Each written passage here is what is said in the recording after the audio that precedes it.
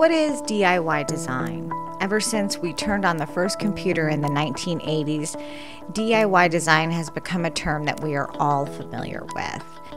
It has been this rise in popularity in DIY design in the 21st century that has really spawned a debate within the graphic design profession about the benefits of DIY design. Is it good for our field? Is it bad for our field? You have one group of professionals that advocate DIY as a positive influence. It has brought graphic design to the masses. People are now familiar with design thinking concepts. They are familiar with design software. No longer, if you tell somebody, oh, I'm a graphic designer, do they have to ask you, oh, well, what is a graphic designer? You might now get an answer more like, oh, I've actually done some design. I did our Christmas card last year. It was a lot of fun. However, that same conversation also supports the other side of the debate. Has the rise in popularity of DIY design actually degraded our profession?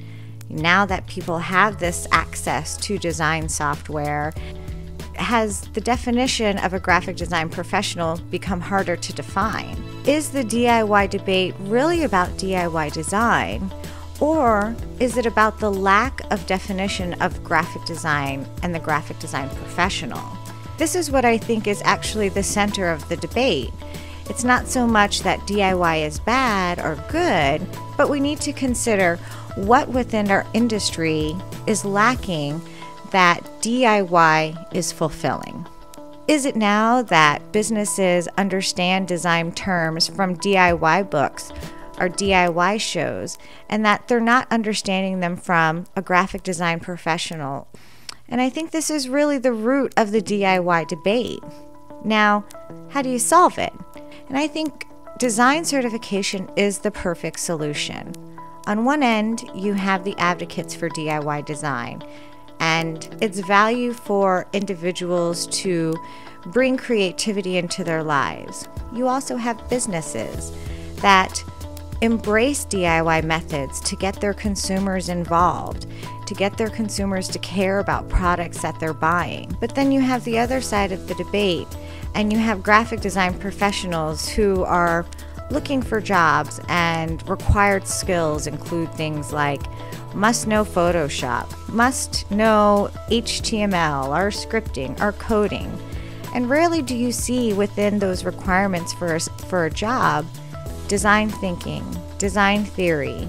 And design certification addresses both sides of the argument.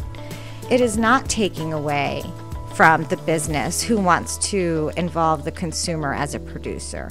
It's not taking anything away from the person who wants to make their own wedding invitations. What design certification does do is that it provides a baseline to define a design professional.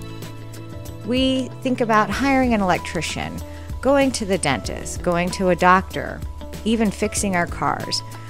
We all want these people to be certified. And why don't we want that same value associated with what we do as graphic design professionals? Now you have some within our industry that debate, well, how can you really judge what a person's creativity is? But if you look at the Certified D proposal, certification isn't about certifying someone's creativity, but certifying somebody's knowledge and education about the graphic design profession.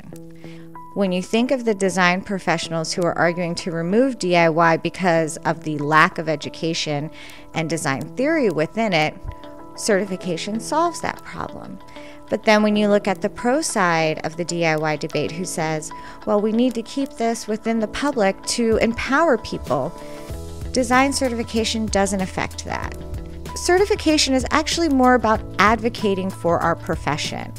It is about setting a standard for design professionals.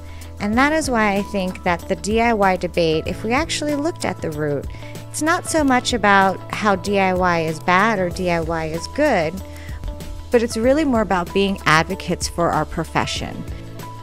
So how would we move forward with certification? How do you get people involved? How do you get businesses to understand? And again, this is our role as a profession, to educate and to advocate on behalf of our industry.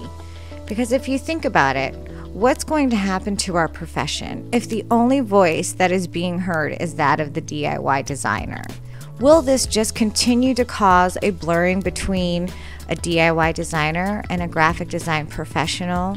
Will the DIY designer continue to be the person who may be hired by a business? And will graphic design as a profession continue to become harder and harder to define?